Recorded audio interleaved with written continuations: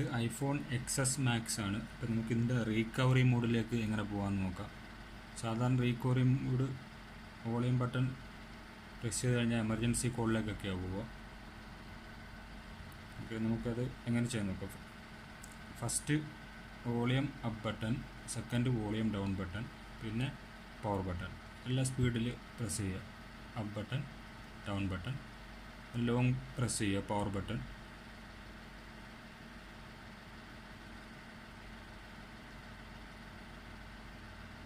ഓഫായിട്ട് ഓണായി വരുന്നിടം വരെ പവർ ബട്ടൺ റിലീസ് ചെയ്യരുത്.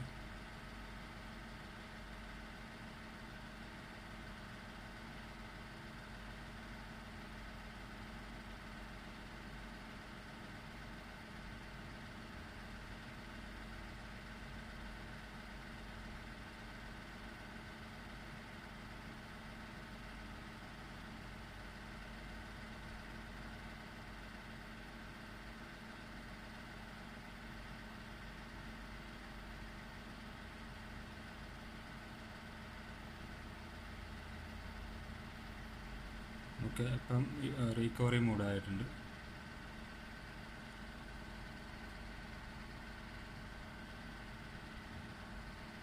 Thanks for watching.